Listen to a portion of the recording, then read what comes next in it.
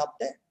Now, if the EU doesn't take enough interest in Asia, or if it looks at Asia with a relatively narrow focus, if it looks at Asia primarily economically and say, well, it's all about trade or it's all about investment, then I think the EU is not serving its own long-term interests well, because the fact is economic issues are significantly affected by non-economic factors. You know, the politics of a particular region, security issues. I mean, if you see today, you can't stay away from connectivity debates, from technology debates, from data debates. All these are part of what is going to make our future world. So my sense, very honestly, was that there was a period where the EU, I would say, didn't have the kind of focus and attention which, you know, a body as powerful and significant as EU should have had. But I do think that I see in the last year and a half, much more of that. You know, I've seen, for example, Indo-Pacific policy from, I mean, first of all, I saw an EU-India policy, which I welcomed very much. Then I've seen an Indo-Pacific policy on the part of countries like Germany and France. There is, I know, a lot of other debates going on, and in our own interaction, I mean, you know, we've been engaging the Nordic group, we've been engaging the Nordic Baltic group, we've been talking to the Visegrad group. I was there for the Mediterranean dialogue. You know, again, with Portugal, we have a very, very strong dialogue today going on, and we would like to see a strategic EU, and a strategic EU which has a Asia strategy, which has a world strategy. I think that's good for the world. I think it's good for India, and I certainly hope that's the direction all of you are going. I think if I were to respond, I think we as Europeans would also like to see a strategic EU, but we often miss it, or we know, let's say, that our member states do not manage to find a coherent view to have a strategic EU. But at least on one thing, we see that there is no progress. The FTA has been put back on the agenda. We know this discussions about the trade relationship between the EU and India has been ongoing for quite some time, I think more than 20 years. And then it broke down somewhere earlier, I mean, 5, 7, 8 years ago. We now see it put back on the agenda. What do you expect also in the context of these, I mean, focus of the EU now on sustainability, on environmental issues, on social issues, yeah, also other many things. What do you expect now to happen? Let's say, will we make progress in an FTA between the EU and India, or will the EU put the conditions far too high for you? Well, let me, you know, first of all, let me be clear. I'm the foreign minister. I'm not the trade minister. So there are some things I know. There are many things I don't know. And there are many, and I generally don't comment about things I don't know. I think where the FTA is concerned, yes, there were negotiations. My recollection was till 2013. This was not our government, it was the government before us. But whatever it was India, and it didn't work out. But after our government came to power, we have spoken repeatedly about the need to resume negotiations. I think in the last 5 years, the EU, very frankly, was preoccupied with many of the other negotiations which it had already entered into, which were much more advanced. When I was in Brussels last, which was in March, right? In March, I actually spoke at that time to Commissioner Hogan. I said, look, I was conveying from my trade minister interest in resuming negotiations. We want a fair and balanced FTA, but of course, obviously, what is fair and balanced itself is the subject of negotiation. I recognize that an FTA with Europe is not an easy negotiation. Probably, maybe in the in the world, it must be the most difficult negotiation because it's a very high standard FTA. So we are not unaware of that. My sense is a lot of the conversations are still going around, do we resume? When do we resume? On what terms do we resume? There's been in between an interest saying, can we separate the investment side of it? Can we do a separate agreement on investment? Should that be the priority? There was European interest in that. On our side, there was some whether, can we do a kind of a early harvest, a kind of a sectoral agreement? So I think there are conversations going on. I would certainly say as foreign minister, I would definitely like to see a fair and balanced FTA with Europe because, when I look at the world, you spoke of multipolarity. There is political multipolarity, but there is economic multipolarity as well. And that changes for different countries.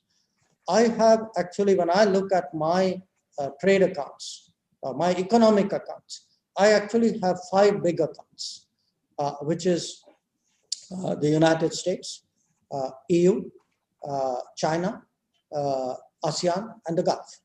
Okay, these 5 are the 5 economic poles around which much of my trade and my investment is organized. Yeah. And for me to get the best out of it, in a multipolar world, there's a very simple rule of negotiation, which is if you advance on any account, you advance on all accounts.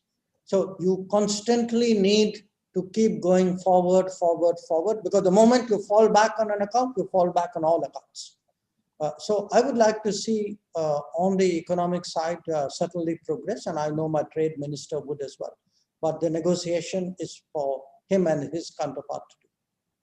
And then as we're speaking about trade, there was an important announcement this week, the RCEP, which was concluded between a group of Asian countries. And the comment in Europe was rapidly, you see the gravity of the world is moving towards Asia. But then I think people in Europe were a bit surprised. India is not part of it, but apparently India is considering that. We actually indicated that about a year ago at the last East Asia Summit in Bangkok. We were part of the negotiations. The negotiations were going on for many years. But we reached a point because, finally it came to a decision point. And essentially we saw that a number of our key concerns were not addressed. And we had to then take a call whether do you enter a trade agreement if your major concerns are not addressed, or do you take a call saying, well, I don't think this is in my interest. And we took a call that given the way it is currently, that it is not in our interest to enter this agreement, because it would have fairly immediate negative consequences for our own economy. I think, this is part of any negotiation. Because you are negotiating doesn't mean that you have to suspend your ability to calculate at the end of the negotiation. So I think we made those calculations. I mean, very frankly, to me, what we did with regard to RCEP is not a generic position vis-a-vis trade. I mean, it's like saying if I went to a shop and I didn't buy that product, I don't like markets in general. No, I went to that shop, I didn't like that product. Okay. But if you give me a better product in Europe, I'd be very happy to look at it. Probably final comment before I break it open to, let's say, the other panelists. Anything you want to say on our current health crisis, on the cooperation between the EU and India on health-related matters? I mean, there's been a lot in the media about this, also on the dependence of Europe on medicines which are produced in India. I mean, how do you see this cooperation in this crisis context? Okay. First of all, yes, we do supply medicines to the world generally. And during the COVID period, there was a particular demand for two medicines. One was for hydroxychloroquine and one was for paracetamols. In our case, part of the problem is that the API for these medicines is not made in India. They come from China. So we are like the people who take the API and make that into medicines with dosages that you consume. So we went out of our way to actually ask our pharmaceutical companies to ramp up their production. There were particular countries at that time, particularly the countries which were initially very deeply affected, like Italy and Spain. In some cases, people asked us for the API. Which meant really we gave them the API which we had bought from China at a time when our own supplies from China were not smooth because logistics were interrupted. But we tried very, very hard to accommodate as many international requests as possible. In fact, we supplied 150 countries with medicines, of which about 85 countries, which were smaller countries in the CARICOM, in the Pacific Islands, in Africa, who didn't have access to these medicines. In many cases, we flew them at our own cost. We supplied 85 countries with free packages of paracetamol and hydroxychloroquine, and a whole lot of other medicines, antibiotics and so on, which were relevant for treatment. Because we take our responsibility of being the pharmacy to the world very seriously. Now, today, the focus has shifted to vaccines. There are 3 major clinical trials going on in India. One which involves the AstraZeneca vaccine is in stage 3. There is a second one which is Indian, which has just entered stage 3. There's a third one which is at advanced stage 2. And we believe that we are part of the COVAX initiative. In fact, we are part of pretty much any international initiative dealing with vaccines. And my Prime Minister has said that we will do whatever we have to do to make sure that vaccines are made affordable and accessible to the entire world. We have shown that when it came to hydroxychloroquine and paracetamol. So we certainly intend to step up to that. When Corona started, we made no PPEs. We had no testing production in India. We had very little mask production. So we had no ventilator production. Now, today we are meeting our own requirements, and our requirements are big because purely in numbers, after the United States, we have the largest number of affected people. But we are actually supplying abroad as well. So there's a whole industry that we've actually created this year.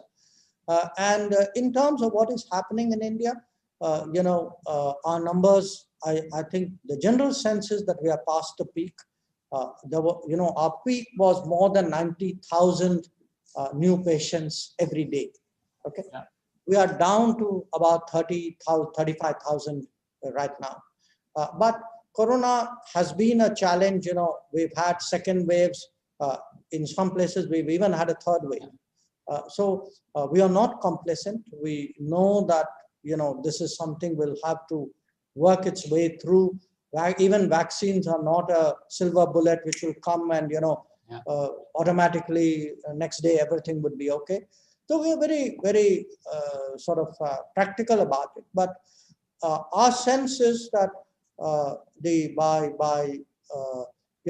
by Prime Minister himself going out there, telling people to take it seriously, encouraging people to observe social distancing, wearing masks. I mean, you saw me, I came in with a mask. I only removed it because I'm talking to you. But my sense is that, look, we have done, we could have been in a much worse situation. Yeah. And we have managed that. And where the economy is concerned also, our sense is the last 2 months, September and October, there's a very strong return to normalcy. In fact, we have done better September, October than we did last year. So we are hopeful for a very rapid economic recovery. Oh, very good to hear. I'm also impressed to hear that word pharmacy of the world. I haven't heard that before here. Of course, I knew about this production capacity in India, but I wasn't aware about that word. That's great to hear. We turn to Ana Zacarias, who's State Secretary in the Portuguese Ministry of Foreign Affairs, but also busily preparing, as you may know, the Portuguese presidency of the Council of the European Union, and on which India will have a big focus. And I would like to add, let's say, that there will be the beginning of kind of a more interactive part of this, that we can also, to the participants, you can also ask questions on the Q&A box at the bottom, and I will try to take some questions at the end. But I turn to Anna first. How do you see the relationship with India, and how important will it be for your presidency? Thank you, Carol. Greetings, Minister. It's a pleasure to be here with you today. Greetings also to our MEP, Soren Gade, and thank you for this opportunity to participate in this debate. And I've listened very carefully to the conversation you had with the Minister. And really, in the midst of this pandemic, in the situation where the world is today, the words of the Minister have only reinforced the reasons why Portugal chose to put the relations between India and the European Union at the top of the priorities of our external agenda as soon as we start the presidency of the Council of the European Union on the 1st of January. Following the successful EU-India summit last July, we really would like to organize an informal meeting of the leaders of the European Union with Prime Minister Modi around the month of May. And it is indeed what the minister said. It's really puts us on the same line, this idea that both the European Union and India need to have this more strategic approach as they are fundamental deliverers of international public goods. And when we talk about this, we talk about first values, democracy, rule of law, fundamental values. Being the largest democracies in the world, we need to be guarantors of democracy. It's a very big thing at this moment. The second thing, as the minister said, is multilateralism. The idea that when we start our presidency of the European Union Council, India will start their presidency or their participation in the UN Security Council. So a rules-based multilateral order, as the minister put it so well, this possibility of seeking to improve rather than walk back from what we've created as a rules-based order is fundamental. It's the UN, it's WTO, it's the World Health Organization where we need to work. So we look also forward for the presidency of India of the G20. This is also a very relevant moment for India. And the third aspect, so it's democracy, it's multilateralism, is also economic growth and development. And here I reckon the words of the minister saying that we need to push forward this economic relation. Let's see, it's not easy. We've been discussing the FTA, that's fair, that's balanced. We would like to start maybe by an agreement on investment protection. We discussed this with the Indian authorities. The idea of the EU is the foreign direct investment stock in India amounts like to 68 billion euros amounted in 2018. But this is significant, but it's significantly below China and Brazil, for instance. So we could do more here in the protection of investment and pushing. There are already more than 6,000 European companies present in India. It could improve. So this is an area that is very relevant, and it's very relevant also in other areas that the minister mentioned in the digital domain.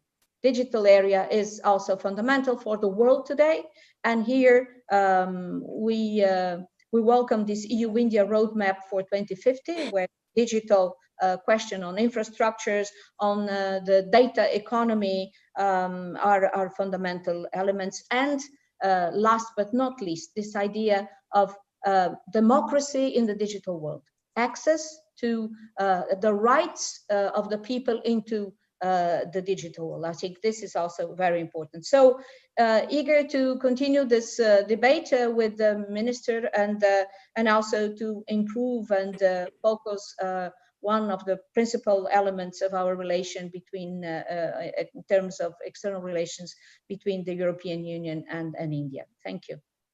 Thank you, Anna. Minister, you want to comment on this now, or shall I first give the floor to Søren? No, I think I'll comment on it later. Why don't I listen to... So Søren is, as I mentioned already, a chair of the EU-India Committee and European Parliament, member of the European Parliament from Denmark. Also, Denmark has a special relationship with India. I don't know for what reason. Probably, Søren, you could explain, because I saw that Prime Minister Modi had a conversation with the Prime Minister of Denmark at some stage. So a small, tiny country, at least from a global perspective, has a special relationship with India. Søren. Yeah, that's true. I mean, we have had our issues in the past, but I think we have what we can call a very close and tight relationship with India right now. And thank you very much, Your Excellency, for being our keynote speaker today. Of course, one of the things I know that your Premier and the Prime Minister of Denmark have talked about is the Green Deal and how to help India in specific ways, trying not to make the same mistakes as we did when we tried to enhance the livelihood for our citizens. And I know that clean water is a big issue in India, and that is also what I'm going to stress, is that after the summit that was held in July this year, of course, there's a lot of work in front of us, especially in the European Parliament, because we must say that even though some countries in Europe have good bilateral relationships with India, I must say, being a chair of the Indian EU delegation, a lot can be done in a better way. And I think one of the big issues in front of us will be to transform the jointly agreed statement and roadmap into action, and to retain the commitment to annual summits. And of course, there's also this about re-establishing our interparliamentarian contact in 2021, when the current health situations actually allowed us to doing so. So I really do think there is the future is bright if we really want to make a difference. I also look into the figures that has been mentioned before in this conversation. I mean, we have trade with China 6-7 times bigger than with India, and for what reason? I mean, we could do better with India if you look into, you know, how governments, how MEPs, how we look into India. It's always with a positive view, and I don't think we have used this to make the relationship between the European Union and India stronger. And I will do my utmost to do so in the years to come, being chair of this delegation. And rest assured that I will try to do what I can to make the declaration of the summit held in July to make that happen. I think I will start with these words. I mean, can I ask a follow-up question, Søren? Yeah. I mean, the Parliament plays a very important role in trade agreements, and your country will put a lot of emphasis, as you said, on environmental and social issues. But we know that these were stumbling blocks in the past in negotiations with India. How do you see this? Meaning, will you try to push, try to eventually accommodate some of India's wishes to try to get an agreement on a trade pact? For sure, and for many reasons. I mean, we have in the European Parliament, we have this Green Deal, and we are realizing that, you know, it's important to do something to save the world, so to speak. And we also know that we cannot do it on our own. And India, the biggest democracy in the world, and some of our friends. I mean, we should, as friends, we should try to help India to achieve their goals with, carbon footprint as small as possible. And of course, we have something to offer. So it's also, to show our friendship, but also to do business. And we have a lot of companies. I mean, they will be pleased to do businesses with India, but they will also be a benefit for the population of India, because we have something to offer, in the green sector, so to speak. And I know that it is also on the agenda in India how to achieve some of those green, how to achieve the goals and to save the world. And of course, it sounds very strange, save the world, but we have something to offer. And I think that could be a way to start, because a lot of MIPs, they are really, really into this business. And when hopefully we are going to visit India, this could be on the agenda. Of course, also other issues, but as His Excellency rightly said, I mean, if we talk about defense, this is not we don't have a lot to offer there from the European Union, but I think we have a lot to offer as friends, and being a democracy, shared values, and of course also on trade issues. So I'm looking forward to have those talks also when we meet, hopefully, Your Excellency, person to person in Delhi on a later occasion. Thank you, sir. Minister, we go back to you. You see a very receptive or a very open attitude towards more cooperation with India. So a lot of hopes, let's say, that it can be done, and as well from the democracy side, what you contribute to the world, what you've contributed, as you said, let's say, in the context of the health crisis, but also much more broadly on the trade side. Is India ready for this? Well, before I get into that, let me answer your Denmark question. I believe tomorrow we would be marking 400 years of the establishment of a Danish trading post in a place called Trankebar in South India, which is very close to where my family comes from. So we go back 400 years, so you understand why we are so familiar with each other. Of course, we go back even longer with Portugal. So that's also something I will say. I picked up 3 or 4 important points which you both made in your comments, and I think I want to speak a little bit about it, because to my mind that is actually central to our relationship today. The first was the digital point, which Minister Zacharias made. If there is, when Prime Minister Modi came to power, he started a campaign of what he called Digital India. Okay, and for us, digitization has been a phenomenal sort of, I would say, it's a game changer in a way. It's such an innovative, flexible, multifaceted tool. And I'd give you examples of that. When COVID happened, all of us downloaded an app, okay? And the app basically asked you questions about who you had met, who had shown some, who had traveled recently, come back, showed symptoms, not feeling well, etc. The result was we create, and this was voluntary, okay? So we downloaded it. And then you would actually, it was enormously helpful for us in contact tracing. We had a lot of people who lost their jobs. In many cases, people from villages who were working in cities. So we then took 2 major policy decisions, which was we decided to put money in the bank accounts of people, okay, directly. Now, we could do that because we had done the prior digital preparation by having bank accounts which they had opened up and they were digitally linked.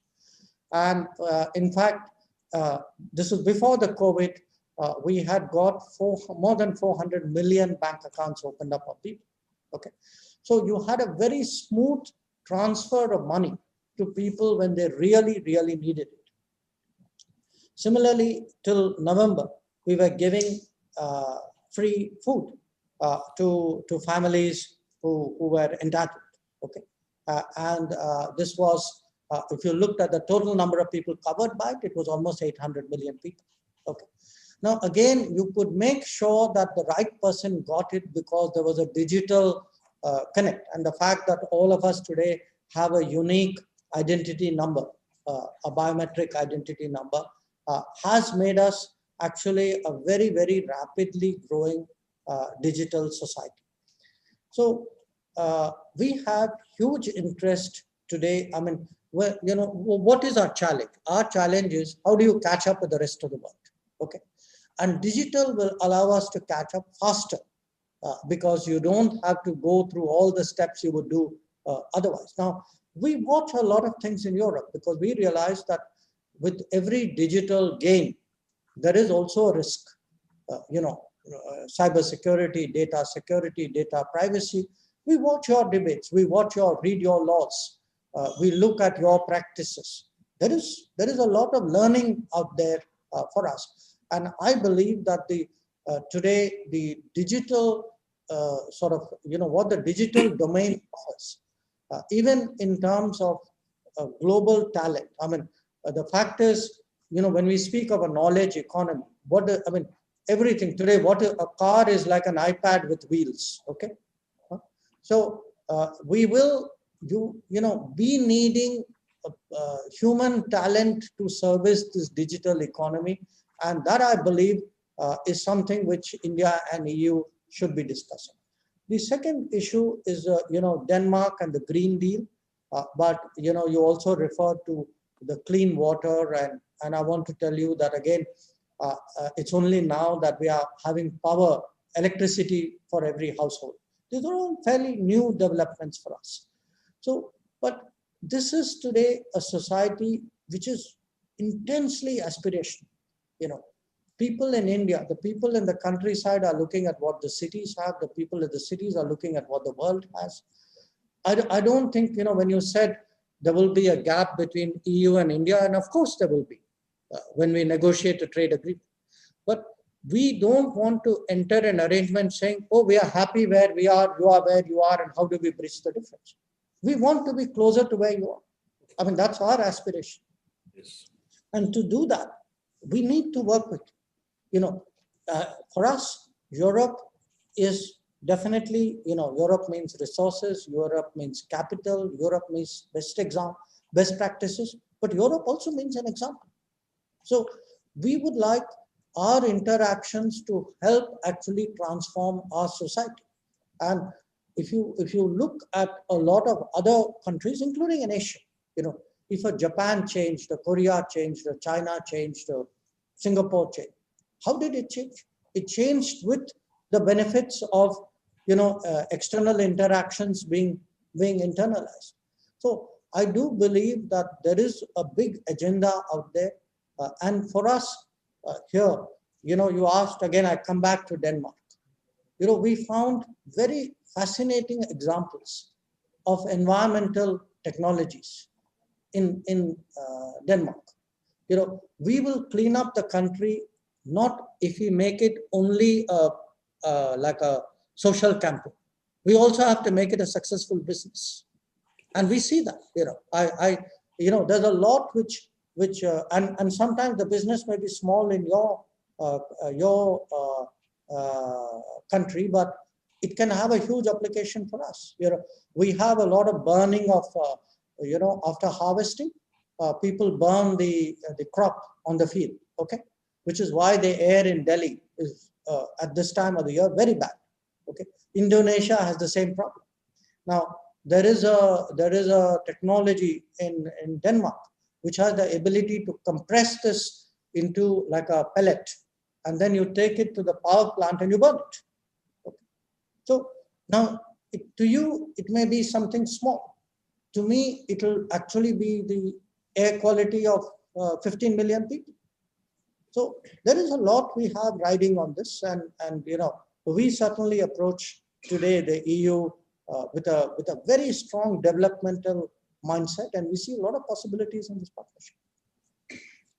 Thank you, Minister. I go back to probably Anna, also because there was a question on how during your presidency you would balance the relationship between India with the relationship between the EU and China, and then, which is also related to other questions, to what degree can we use the relationship between EU and India towards more trilateral, multilateral relationship in this world, for example, also with Japan. I know there's a special relationship between India and Japan, which I also realized when I was at the Resina dialogue, when you had several times ministers there from Japan participating in the Resina dialogue.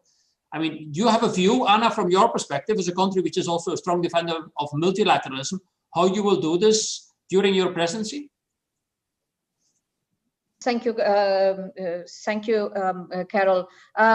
Indeed, we need to look into the Pacific and the Asia-Pacific area and to the Indo-Pacific domain and see what is the best way for the Union to act. I think we have already very clear, defined a set of partners.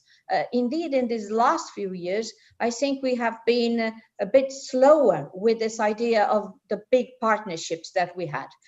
There was a moment around 2010, 2011, where we established that we had clearly 10 strategic partners. Then this became a bit more fluid, I would say, in the European Union.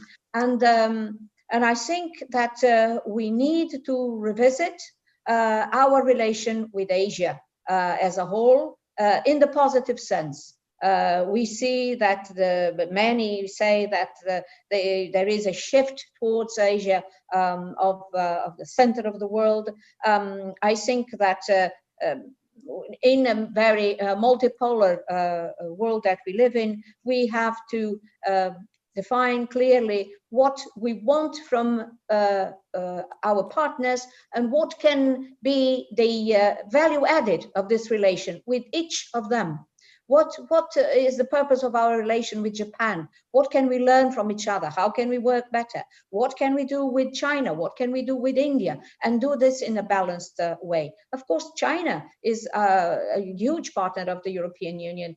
There are problems also, but it's there. And during the Portuguese presidency, probably there will be a couple of meetings, different meetings at sectorial level with China.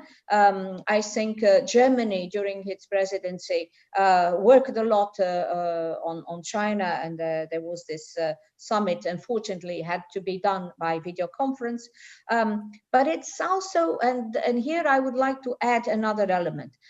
India is also, as the minister was saying before, put an element when he mentioned the idea of India place in the UN Security Council as saying, we are here also for others. We are here also for Africa.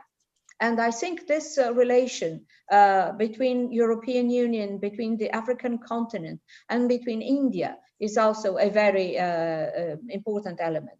And I know that during its presidency of the G20, India will probably also take into consideration African relations. So we need to see all these elements in an encompassing way, and because Africa will also be a very big priority for the European Union and for Portugal, of course. And now we need to look into Latin America. We need to look into reboosting our transatlantic relation, and I think that the European institutions are ready for this discussion and for this debate.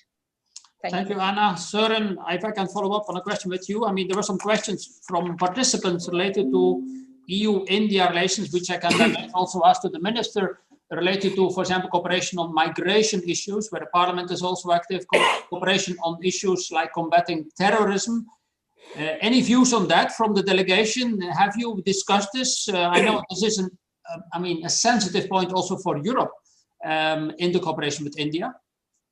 Of course, terrorism is very much on the agenda all over the world. Being a former Minister of Defense in Denmark, of course, it has for years been on my agenda. And of course, there's also something we have to offer to each other. I mean, how to fight terrorism around the world, how to stick to our values and still fighting it. And of course, this is also something where we have something to offer to each other. So it's not only about trade, it is about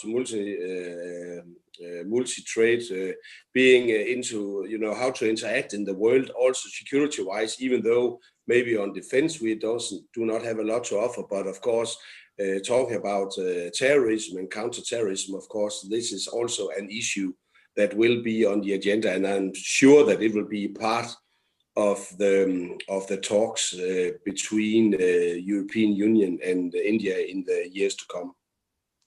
Thank you, sir. We go back to the minister. Minister, there were some questions about United Nations and how relevant United Nations still is, as you're going to have the membership of the Security Council. But also, when somebody commented, for example, that Macron said the United Nations is no longer relevant today. So we are there, EU, India, defenders of multilateralism, but we see that the multilateral institutions probably need a new push, a new breath of life.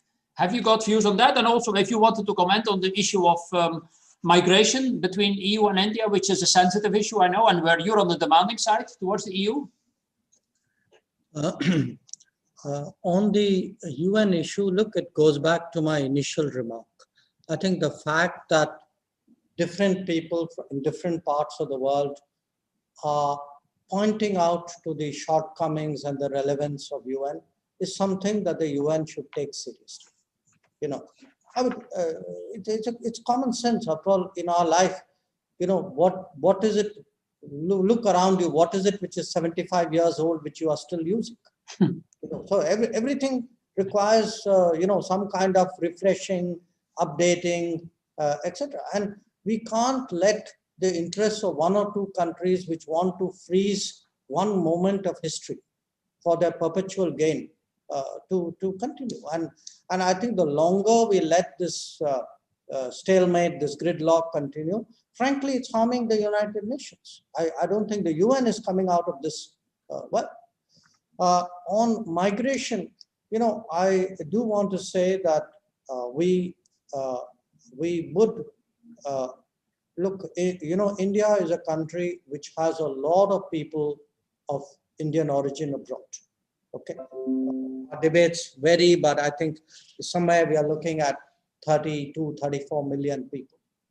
I mean, of course, not all contemporary people, many of them went out 150 years ago, 200 years ago. But the fact is that even in a region like the Gulf today, there are 9 million Indians. During the Corona, you know, a lot of people because of Corona wanted to come back home. We have brought back 2.5 million Indians back home from different parts of the world. So we want to make sure that where there is mobility, where there is flow of talent, even where there's migration, it should be legal. It should be legal because when it is not legal, the real victims are the people who are on the move.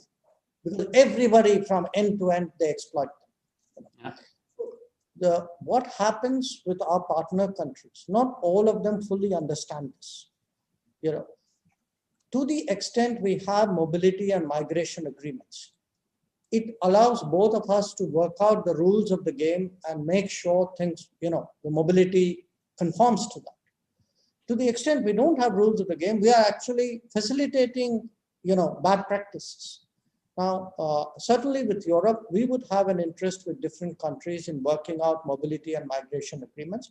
I think we've done that with France, and we have an offer with a number of other countries, and we believe it's good for us, but more important, we believe it's good for you. That it's better for you that the people who are coming in come in through the right channels and the right process. Two very quick observations also, if you'll allow me, one on terrorism, one on Africa. Again, you know, if there are three issues in the world today, which we should deal with collectively because there are no national solutions possible, one is climate change, one is pandemics, and one is terrorism. Because in each case, you know, a national governments can't say, oh, I don't, you know, my air is okay. You don't have a choice on the quality of what's up there. You can't say my health is okay. We discovered that this year. because it's going to come from some other country. You can't say, I'm okay, the rest of my neighbor may have terrorism, it's not my problem. So there are issues, and terrorism is one. Today, pandemics we all know because the COVID has driven it home. Climate change we accept. I think we've got to put terrorism up there with those two issues, because unless we deal with it collectively, we leave pockets. You have somewhere in in Iraq or in Syria or in Somalia or in Pakistan or in Afghanistan.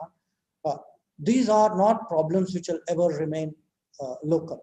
Finally, a quick point on Africa. There is perhaps not enough awareness in Europe of the strength of India's relations with Africa. In the last few years, our goal was to extend development assistance to the tune of $10 billion. That was the commitment we made. We are very close to reaching there. We train every year about 10,000 Africans. That's been in the last 5 years, we have trained 45,000 Africans. We have projects in 51 out of 54 African countries. So, and we have a historical connection. I mean, there's no part of Africa where you'll not find some Indian doing business.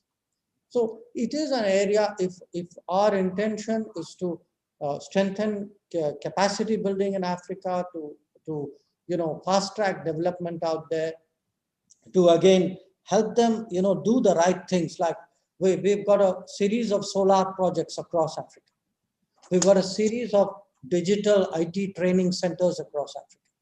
So here I think India and Europe can work together. I think if we harmonize our efforts, I think we will benefit, the Africans will benefit. Thank you, Minister. Anna, final comment, 1 minute, and probably also 1 minute for Søren after that. Your takeaway from this conversation with the Minister? My takeaway is thank you. Thank you to you. Thank you to Your Excellency, Minister. And I think we need to continue. This is the word. We need to continue. India is a very relevant partner for the European Union and for many member states of the European Union individually. Certainly for Portugal it is, for very good reasons and for a long time already. I do agree that we need to look into where we can have an added value in our cooperation at the world level. So we need to work together at world level to make the difference, be it in climate change, be it in the pandemic, be it in other areas like the Minister just mentioned, and we need to work together. For instance, in Africa, a continent that is so close to Europe that we really need to work with Africa. And I think we very clearly in our minds, being European Union and India, is work with Africa. Look forward to the continuation of this discussion between the European Union and India in Portugal during our presidency and in the running up to the informal summit in May. And I'm sure we will continue these exchanges. Thank you very, very much. Søren, your takeaway? Thank you very much, Your Excellency, for joining this meeting today. And this has been a really pleasure meeting you.